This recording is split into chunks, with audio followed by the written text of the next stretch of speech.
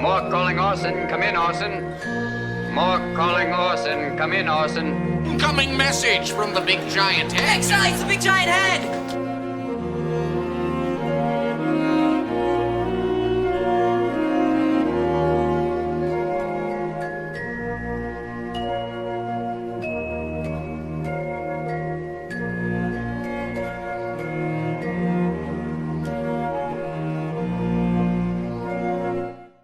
Before the cylinder fell, there was a general persuasion that through all the deep of space, no life existed beyond the petty surface of our own minute sphere.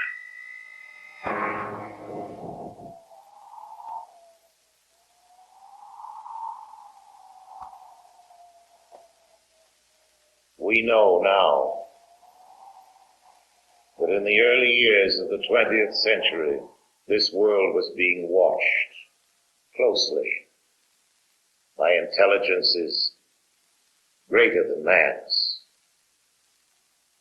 Across an immense ethereal gulf, minds that are to our minds as our minds are to the beasts in the jungle.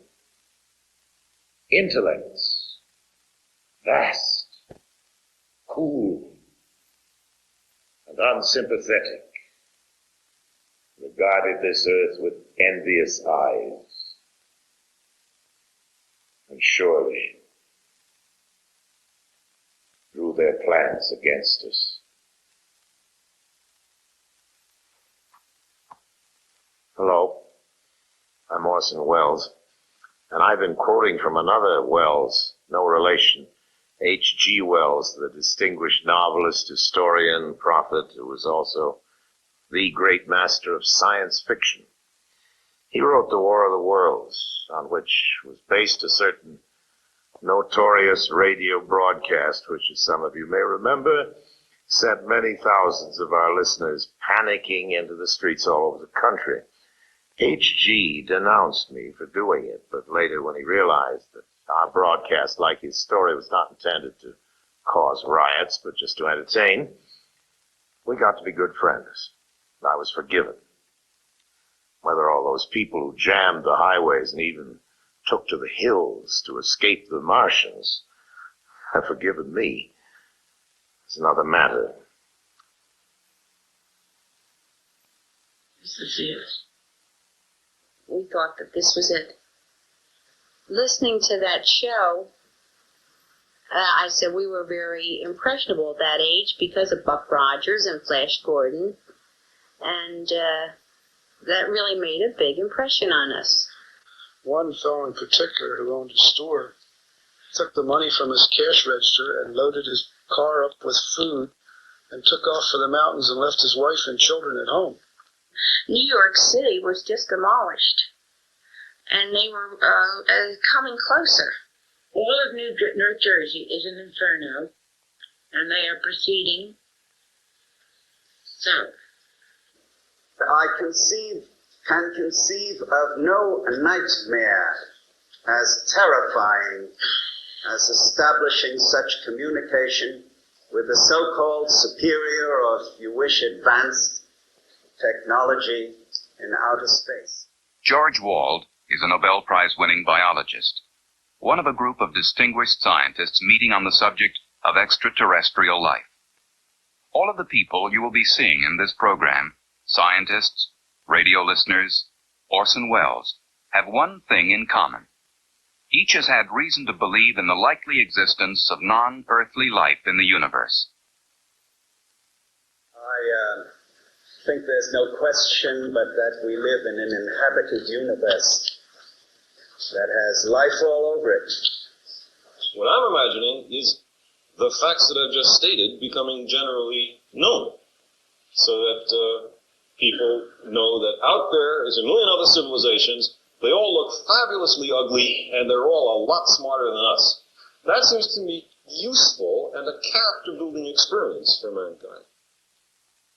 From the monstrous Mars life of his famous broadcast, Orson Welles will be taking us through science fiction to science fact. to the new view of extraterrestrial life now emerging from probes to the planets, interstellar discoveries, and findings about the nature of life itself. A real picture as astonishing in its way as the science fiction of 1938. If there is life out there, intelligent life, how did we ever get the notion that it might be otherwise than friendly? Well, Mars, of course, is the god of war, so the planet bearing his name might be expected to have warlike intentions. In our broadcast, the Martians were as aggressive and ruthless as any human being. Ridiculous assumption on the face of it.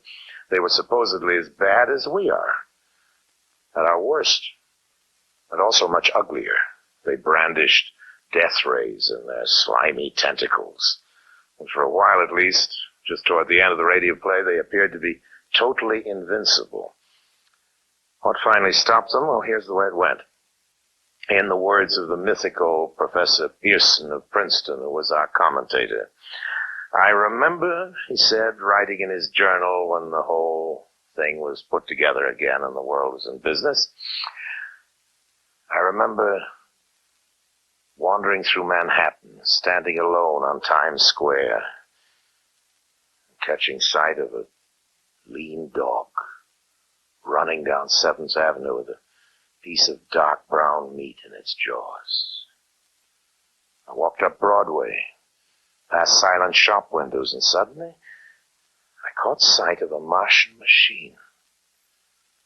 Then across Columbus Circle, I could see, standing in a silent row, 19 of those great metal titans, their cowls empty, their steel arms hanging listlessly by their sides. I looked for the monsters that inhabit those machines, and then, before my eyes, I saw them stark and silent, the Martians themselves, with a flock of hungry birds pecking and tearing brown shreds of flesh from their dead bodies.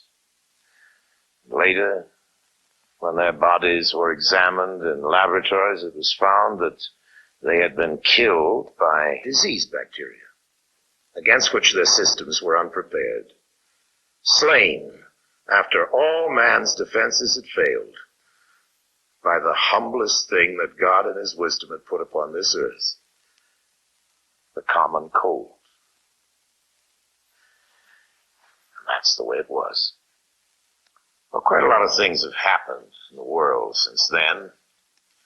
An invasion from the planet Mars, that at least is one thing that didn't happen. But in a way, you know, we have been invading Mars. If Mars hasn't exactly been invaded, well, it's certainly been investigated, not attacked, but thoroughly, very thoroughly studied. Observations of Mars had begun long before our broadcast. And even back then, in 1938, it seemed plausible to many people that life could have developed on Mars, just as it had on Earth. Peering through telescopes, scientists had seen what? Well, first a planet that, like our own Earth, had polar ice caps.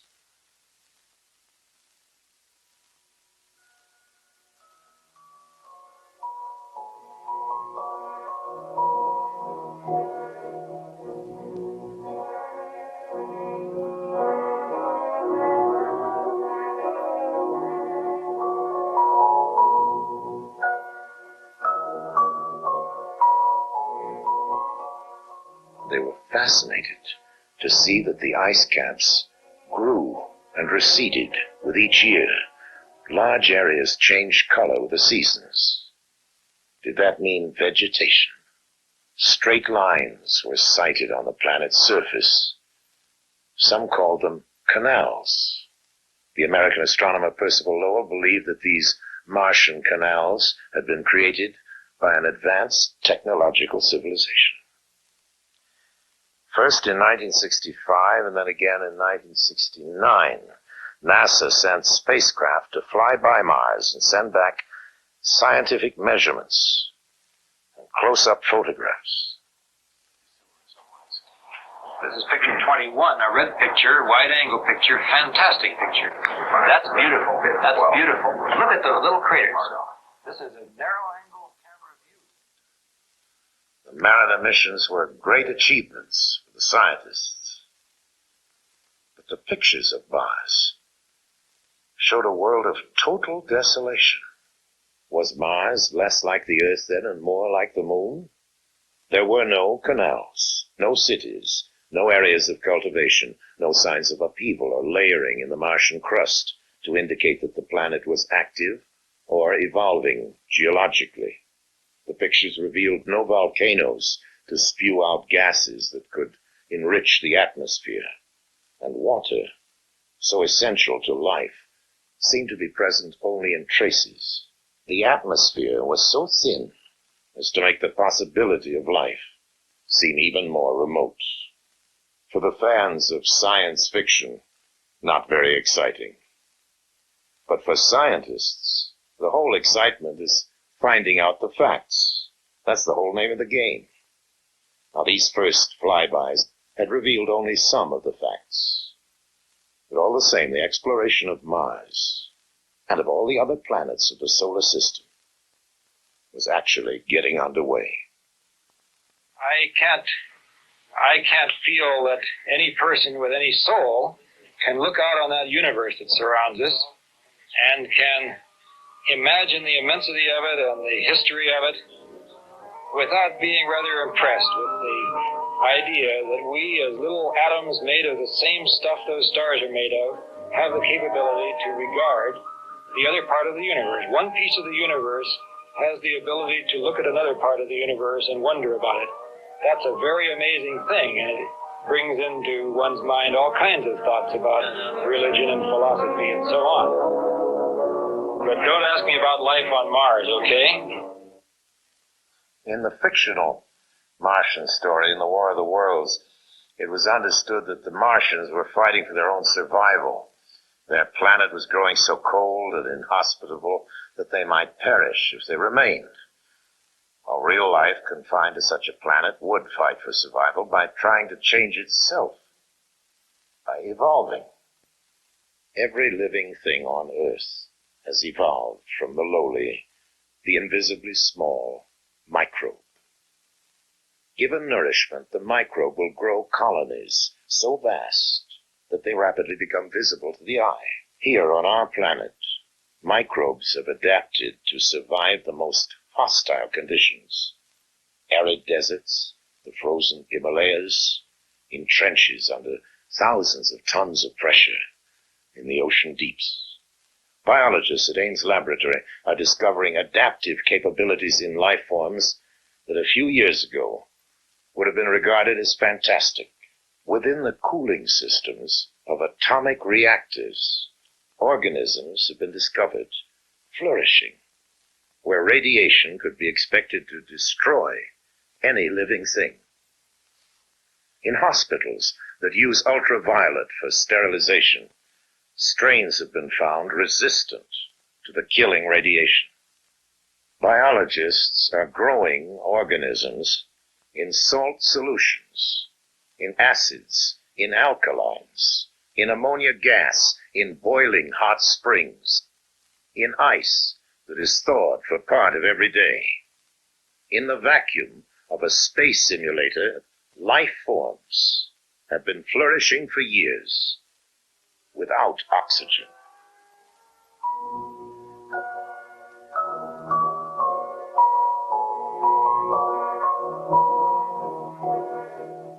Scientists are studying the kinds of environments that could challenge life forms on the planets and moons of the solar system. In 1971, Mariner 9 arrived at Mars, equipped to go into orbit and stay for a while. A good thing, too, because when it arrived, Mars' surface was obscured by a global dust storm. As the storm abated, a whole new Mars began to make its appearance.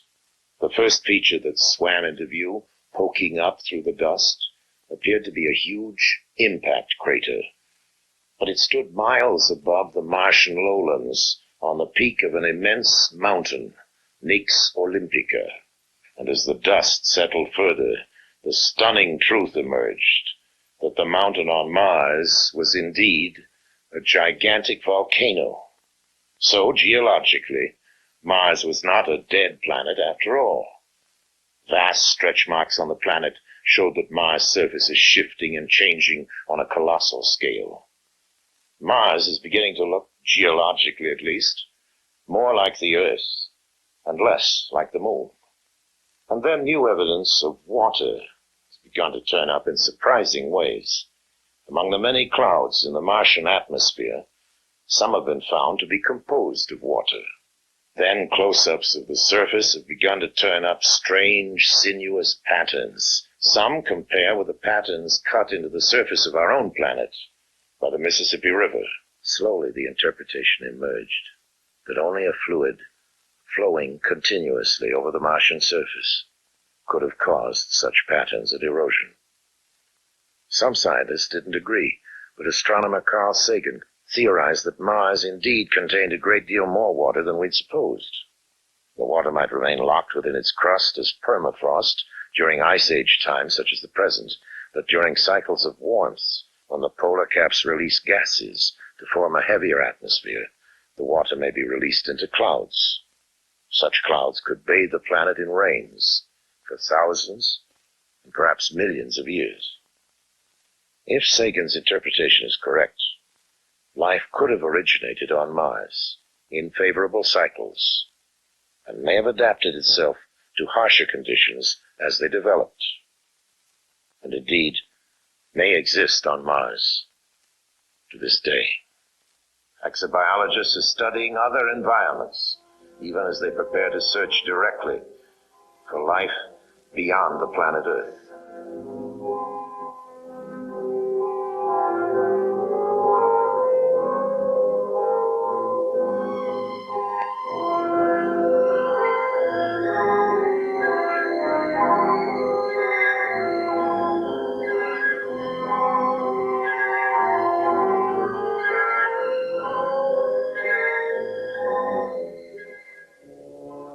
Flying by Jupiter, Pioneer 10 confirmed estimates that within its atmosphere are combinations of gases similar to those in which life originated on Earth. While a second Pioneer is being aimed to curve past Jupiter and fly by Saturn, Earth-based measurements show that a moon of Saturn, nearly the size of the planet Mercury, contains an atmosphere, water, and surprising warmth. A Viking spacecraft is being readied to land on Mars in 1976, carrying an automated chemical laboratory to sample Martian soil for life forms. The discovery of just one bacteria on Mars, or any other body of the solar system, would indicate that the whole chain of evolutions, cosmic, chemical, and biological, is at work everywhere. In that case, the creation of life anywhere in the universe would be more the rule than the exception. In that case, there may be other intelligent civilizations capable of communicating with us. The impact on ourselves of contact with another intelligent civilization, how it might come about and what the effects might be, is now being discussed by serious thinkers the world over. This symposium at Boston University includes astronomer Carl Sagan, anthropologist Ashley Montague. Krista Stendhal is Dean of the Harvard School of Divinity. Professor Berenson teaches a course entitled Search for Life in the Universe. Professor Philip Morrison of MIT co-authored the first seriously reasoned paper on possible modes of communication with extraterrestrial life. George Wald won the Nobel Prize in 1971 for his work in physiology. It is now okay to talk about life elsewhere, or intelligent life elsewhere, whereas a decade or two ago, it wasn't okay. It was considered too speculative to be worth any investment of time. That the number of stars in our galaxy alone is so staggeringly large, in the order of 10 to the 11 or more. The probability of stars having planetary systems is so high, we think perhaps half. The probability that those planetary systems might be comparable with our own, and that the stars have some kind of an ecosphere, a sphere in which the radiation is suitable for life, that it's not too hot, not too cold, meeting the other criteria, seems so reasonable. These bits of information have come from astronomy primarily. Then we join with the biochemists who tell us about the probable evolution of life here on Earth, the kinds of elements that are necessary for it, DNA molecules, amino acids and the like, amino acids which have now been found in meteorites, that we have now found interstellar molecules floating out in the space between stars, so that you know the materials for a carbon-based life exist. We know that many of the building blocks of life in our own solar system exist off of our planet. If you put these kinds of probabilities together, it begins to lead to the sorts of conclusions that we started with as an initial premise, and which apparently no one on the panel has disagreed. And that is that life must exist in the universe, and it must exist quite abundantly. The most optimistic estimates, in the view of many, about the number of civilizations that there might be in the galaxy is of the order of 1 million, which means that only one in a few 100,000 stars has such civilizations. That would mean a billion such places just in our own galaxy that might contain life.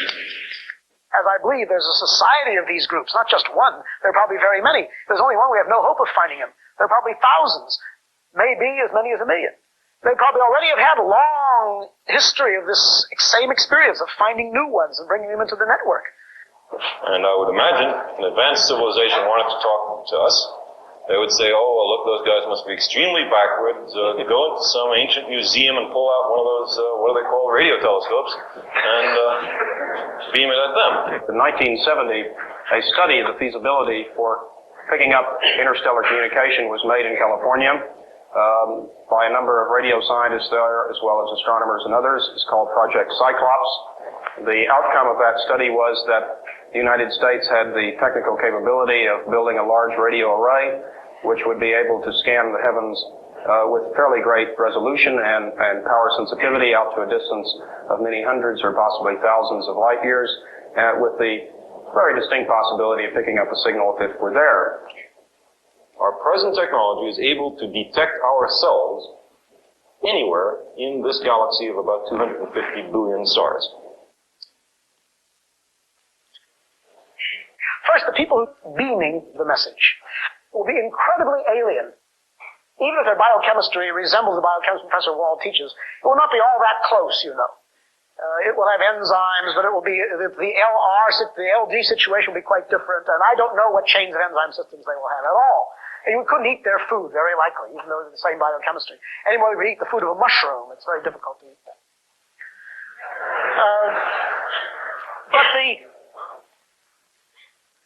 So I think, first of all, there will be two great phases of this eventual time, which I think will come in 10 years or 100 years, or I don't know, maybe longer, when some satisfactory radio telescope work or something similar will acquire evidence of the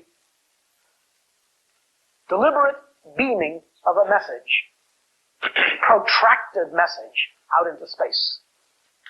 So I think that will be easy and, of course, extraordinarily important. You will know very little of what that message says, say that it exists, and maybe some general geographic information from how far away it's coming, or what kind of a star, where.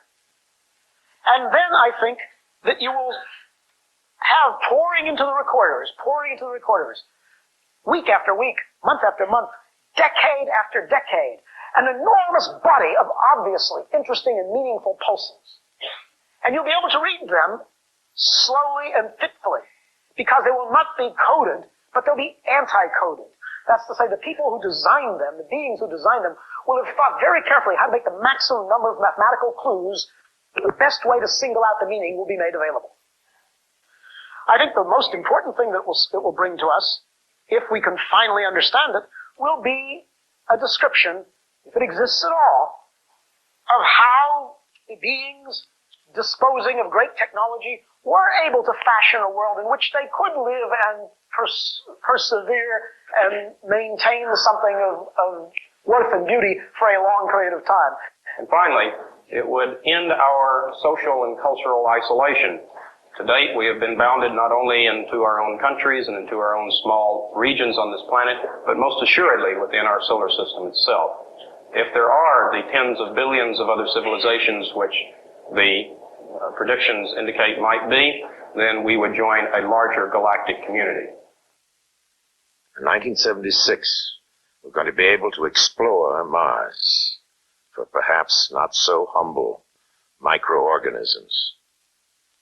Before and after that, we'll be searching the planets and the galaxies for clues to fill in the new patterns we're discovering.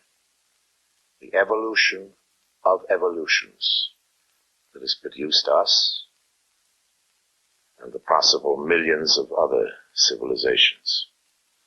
It is conceivable that a spherical ship will land in front of the Washington Monument and a figure with 4 antennas and otherwise looking like the professional football player will walk out and demand to see our leader. But I hope very much that the universe of circumstance is wider than the rather shoddy imaginations of science fiction writers for 30 or 40 years. And I'm pretty convinced it is. We've not found their guidance so great in any but the most modest activities, like going to the moon, which is not very much. The difference between the spacecrafts of NASA and the lurid flying saucery of that old radio War of the Worlds is the difference between science and science fiction. And yes, between war and peace. It's our own world which has turned out to be the interplanetary visitor. We're the ones who are moving out there, not with death rays, but with cameras. Not to conquer, but simply to learn. We are, in fact, behaving ourselves far better out there than we ever have back here at home on our own planet.